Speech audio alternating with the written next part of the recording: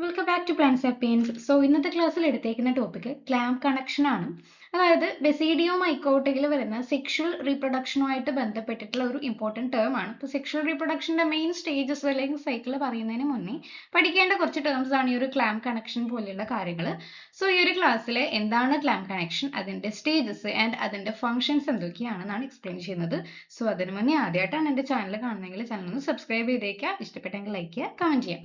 നമുക്ക് നേരെ ക്ലാസ്സിലോട്ട് പോകാം. ഇപ്പോൾ ഒരു ക്ലാമ്പ് കണക്ഷൻ്റെ ഒരു എൻറ്റയർ ആയിട്ടുള്ള ഇമേജ് ആണ് ഇവിടെ കൊടുത്തേക്കുന്നത്.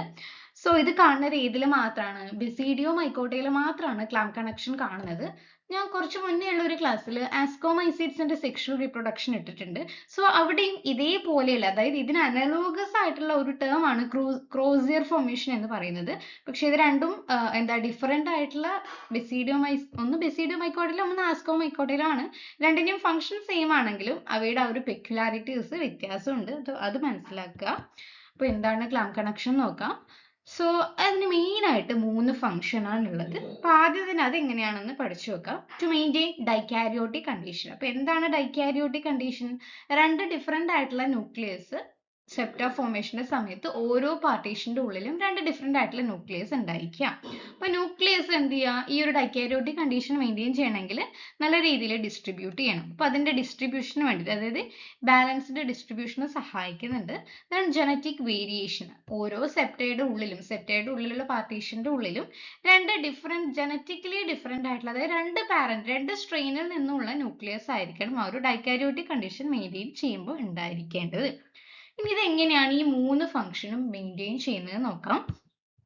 സോ ഫസ്റ്റ് നമ്മൾ ഇവിടെ കൊടുത്തേക്കുന്നത് ഈ സെക്ഷൽ റീപ്രൊഡക്ഷന്റെ സമയത്തുള്ള ഒരു ഹൈഫയുടെ സ്ട്രക്ചർ ആണ്. ഇപ്പൊ മൈസീലിയത്തിൽ ആ ഒരു സെൽ ഡിവിഷൻ, സെക്ഷൽ റീപ്രൊഡക്ഷന്റെ സമയത്ത് സെൽ ഡിവിഷൻ നടക്കുമ്പോഴാണ് സെപ്റ്റ ഫോർമേഷൻ നടക്കുന്നത് അല്ലേ.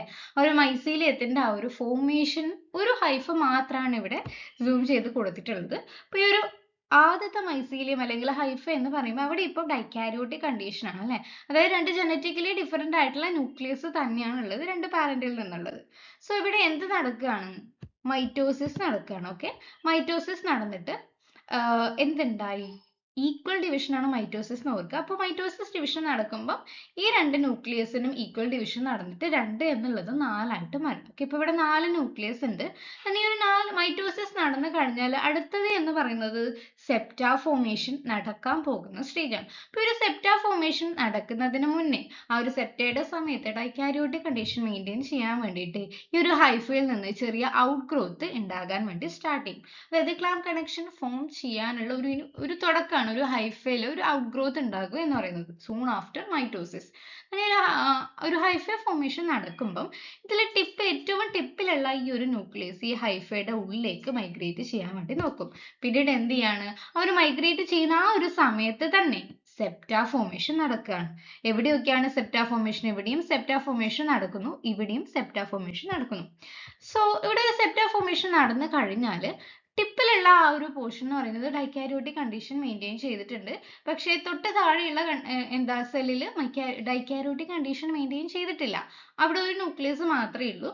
സോ ഇവിടെ ഡൈക്കാരിയോട്ടിക് കണ്ടീഷൻ മെയിൻറ്റെയിൻ ചെയ്യണമെങ്കിൽ മുകളിലുള്ള ഈ ഒരു ന്യൂക്ലിയസ് ഇവിടെ എത്തണം അല്ലേ. ഇവിടെ എത്താൻ വേണ്ടിയിട്ട് ഈ രണ്ട് സെപ്റ്റ ഒരു പാർട്ടീഷൻ തമ്മിൽ കൊടുക്കുന്ന ഒരു കണക്ഷൻ, ഒരു കണക്റ്റിംഗ് ബ്രിഡ്ജ് ആണ് ആക്ച്വലി ക്ലാമ്പ് കണക്ഷൻ എന്ന് പറയുന്നത്. സോ ഈ ക്ലാമ്പ് കണക്ഷൻ എന്ത് ചെയ്യാണ്? ഇങ്ങോട്ടേക്ക് വലുതായി വളർന്ന ഒരു ബ്രിഡ്ജ് പോലെ ഉണ്ടാകും. ഇതാണ് ക്ലാമ്പ് കണക്ഷൻ എന്ന് ഉദ്ദേശിക്കുന്നത്. ഓക്കെ, അപ്പൊ ഇതാണ് ക്ലാമ്പ് കണക്ഷൻ. സോ ഇത് എന്ന് പറയുന്നത് സെപ്റ്റയാണ്, ദെൻ ഇതാണ് ക്ലാമ്പ് കണക്ഷൻ. അപ്പോൾ ഒരു ക്ലാമ്പ് കണക്ഷൻ ഉണ്ടായി കഴിഞ്ഞാൽ എന്താ സംഭവിക്കുക? ഇവിടെയുള്ള ഈ ഒരു ന്യൂക്ലിയസ്, ഈ ഒരു പാരന്റൽ ന്യൂക്ലിയസ് ഇതിലൂടെ മൈഗ്രേറ്റ് ചെയ്ത് തൊട്ട് താഴെയുള്ള സെപ്റ്റ വഴി പാർട്ടീഷൻ ചെയ്ത ആ ഒരു ചാമ്പറിൽ വരികയാണ്. അപ്പോൾ ഈ രണ്ട് സെല്ലും ഈ ഒരു സെല്ലിലേക്ക് വരികയാണ്. അപ്പോൾ ഈ രണ്ട് സെല്ലും എന്തായി? ഡൈക്കാരിയോട്ടിക് കണ്ടീഷൻ മെയിൻറ്റെയിൻ ചെയ്തു. അതേപോലെ തന്നെ തൊട്ട് താഴെയുള്ള സെല്ലിലും ഇതേ സിറ്റുവേഷൻ വന്നാൽ അവിടെയും ഇതേപോലെ ഒരു ക്ലാമ്പ് കണക്ഷൻ ഉണ്ടാകുന്നു. സോ ഇതാണ് ക്ലാമ്പ് കണക്ഷന്റെ ഒരു എൻറ്റയർ ആയിട്ടുള്ള സ്റ്റേജ്. സോ എങ്ങനെയാണ് ഈ ഒരു 3 കണ്ടീഷനും മെയിൻറ്റെയിൻ ചെയ്തതെന്ന് മനസ്സിലായിട്ടുണ്ടാകുമെന്ന് വിചാരിക്കുന്നു. Thank you.